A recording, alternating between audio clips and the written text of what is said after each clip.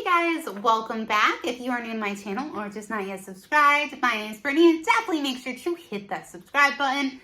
Starting in October, I am doing 31 days of Halloween where I am posting every single day. So definitely make sure to have that post notification bell on.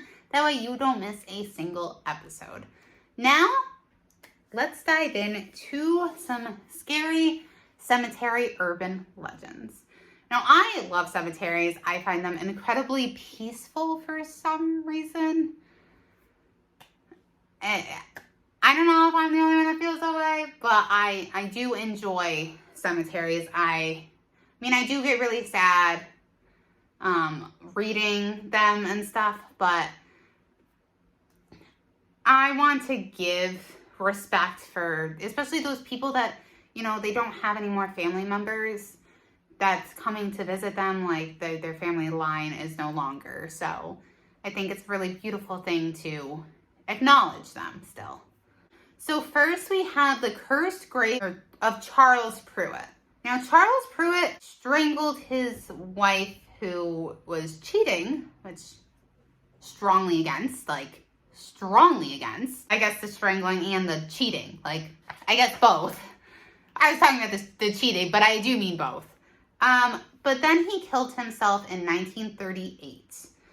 Now, legend has it that following that, his grave in Pulaski County, Kentucky, became cursed. His tombstone was oddly discolored, attracting attention from local kids who rode their bike near the cemetery. Now, one of the kids threw a rock at the grave just for fun, which is super disrespectful. And later, he actually died by falling off his bike when his bike chain strangled him.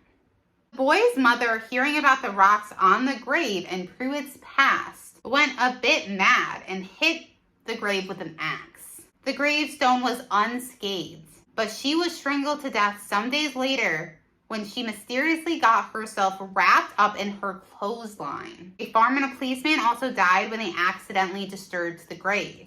In 1940, a local vigilante decided to smash up the grave in a bid to exhume Pruitt's body and end the curse. He died in a freak accident when he was strangled by a chain lock. Now, don't go disturbing graves, first of all. That's super disrespectful.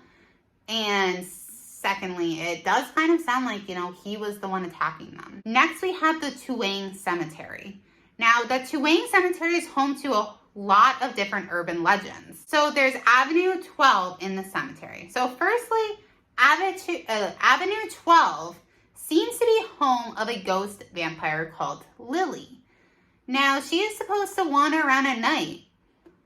And she's a beautiful woman with dark hair and 19th century clothing.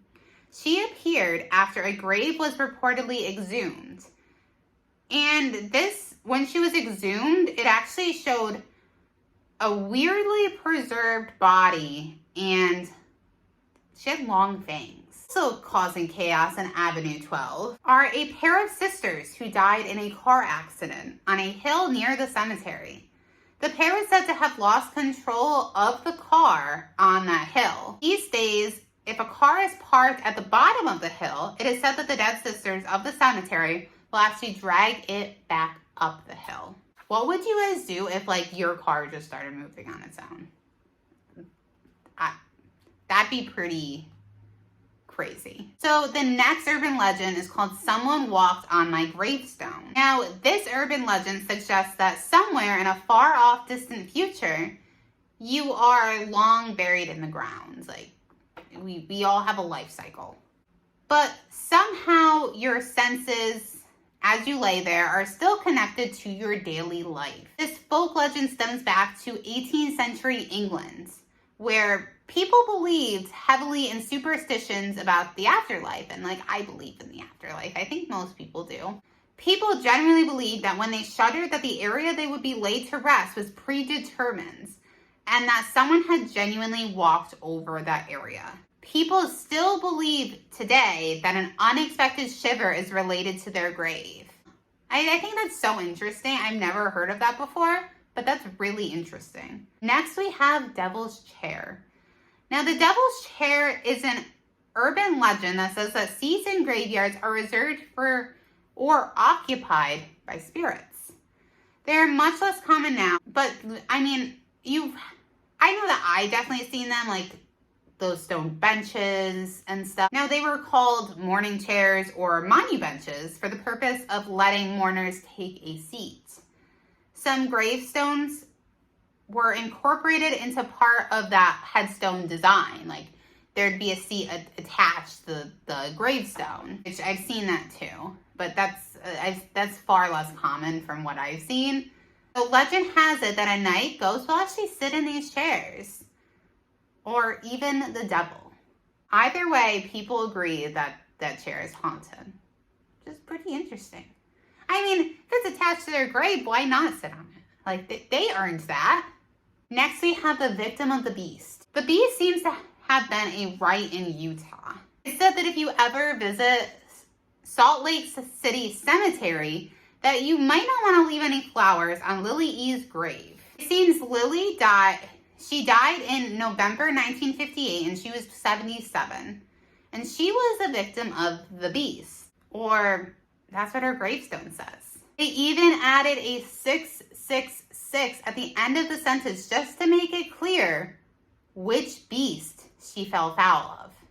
So, weirdly, her husband's also buried in the cemetery, but far away from her. Now, this urban legend kind of varies, but some people say that she was a Satanist, and others say that she died as a sacrifice to Satan. So it kind of goes on both ends of the spectrum. It says that you definitely should not step on her grave. Local legend has it that not only was Lily a victim of the beast, but also her tombstone is haunted, and stepping on it will actually bring this person bad luck. It's claimed that a woman who walked on the grave later had an accident in her car. And that's, oh my goodness. What do you guys think of that? Like, next we have the grave robber. Now, Utah has a legend in Great Salt Lake City that is haunted by a famous body snatcher.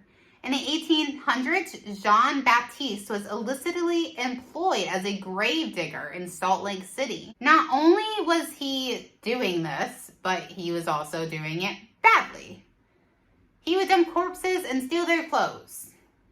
So many things wrong with that. When the local graveyard found their graves had been, ransacked, they set up surveillance, and he was caught putting corpses in wheelbarrows, taking their possession and dumping them, then selling their jewelry. What a guy. Now, in his home, he made drapes and furniture covers out of their clothing. When authorities caught him, he was banished to live on an island on Salt Lake. And it says apparently you can still see him there, clutching a bundle of soggy, rotting clothing. There's so many things wrong with this guy. Next, we have the stain of Colonel Jonathan Buck's tomb. Now, Jonathan Buck gave his name to the town of Bucksport in Maine after being one of the first settlers there. His job was that he was the justice of the peace, and he had to sentence some people to death. Buck's tombstone is still maintained at the Bucksport Cemetery, where visitors to his grave will spot a weird leg-shaped stain. Now, local legend has it that the stain is a mark of the leg and foot of a witch that Buck sentenced to death in the 1700s. Apparently, as the witch was being burned alive, one of her legs rolled off from out of the fire. The witch is said to have cursed Buck's tomb with a leg-shaped stain for the injustice served to her. And legend has it that the stain has been removed on several occasions and it has always come back. Next, we have the dancing blue lights of Silver Cliff Cemetery. Now, Silver Cliff is an old silver mining town in Colorado. Now, this mine is now closed, and much of the old town has been relocated to a slightly different spot. However, the Silver Cliff Cemetery is still there, as it always was, and contains graves dating all the way back to the 1870s. At night, some weird things happen. Many people have reported seeing dancing blue lights and sometimes white orbs floating throughout the cemetery and actually bouncing off of headstones. The lights caused such a stir that they were even featured in a 1969 publication of National Geographic, which is pretty amazing. The lights were first seen by miners and have been a matter of local and international legend ever since, with many now going to the cemetery to try to catch a glimpse of it. Let me know if you guys have ever seen these lights. The last one on this list is actually the 100 Step Cemetery, but I don't want to dive into it too much because I have done an entire video on this and it is so interesting and I would love to go here. And I want to know if you guys have ever been to the 100 Step Cemetery. So I did just want to mention it because it is on the list, but definitely make sure to check out my video about it because it is so interesting, you guys. Now, anyways, that's it for me today. Definitely make sure to like this video, hit that subscribe button, and until next time, I love you guys. Bye.